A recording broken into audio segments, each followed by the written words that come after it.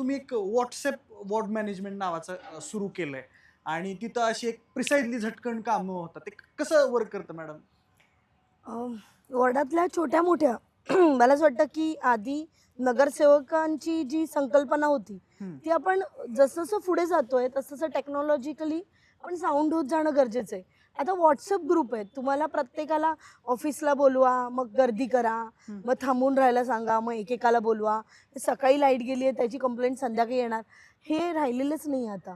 आता असं आहे, की बाबा तुम्ही 2 सेकंदात तुम्ही लगेच लोकेशन वाईज कारण माझ्या इथं वॉर्ड मॅनेजमेंट ग्रुपमध्ये संपूर्ण प्रभागातले सोसायटी मेंबर्स, ॲक्टिव्ह मेंबर्स, पदाधिकारी, माझ्या मंडळातले काही मेन पदाधिकारी, जे काही माझे स्लम एरियाज आहेत, चाळी एरिया आहेत, त्या ठिकाणचे आमचे मेन जी म्हणजे सतर्क नागरिक बोला सगळी त्याच्यामध्ये ॲड आहेत.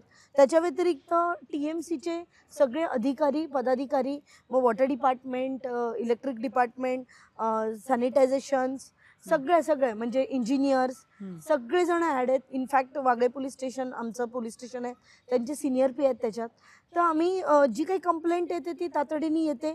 ते लगेचच आम्ही आम्हाला कळतं की कुठून आलेली आहे हं. आणि ते आम्ही लगेचच त्या MSCBची कंप्लेंट असेल तर MSCBला, पाण्याची कंप्लेंट असेल तर पाण्याला, तर आम्ही लगेचच त्या डिपार्टमेंटला टॅग करतो आणि सायमल्टेनियसली टॅग करून नुसतं टॅग नाही करत, तर त्या ग्रुपवर सांगतो. आमची एक टीम आहे स्वतःची, आमच्या स्वतःची आणि तो टीम मेंबर पण त्या ठिकाणी लगेच जातो आणि तिकडे डायरेक्ट ऑन ग्राउंड वर्क होतं. म्हणजे तो मेसेज पडल्यानंतर ते कामाची इंटेन्सिटी किती आहे. अगदी छोटं काम असेल तर ते 15 ते 20 मिनिटातच रिझॉल्व्ह होतं. अगदी त्याला अजून थोडंसं बाबा रिपेअर आणि मेंटेनन्स असेल तर 2 तास आणि हं. अगदीच काय असेल तर 24 तासाच्या आत तर कोणतीही कंप्लेंट आहे ती रिझॉल्व्ह झालीच पाहिजे.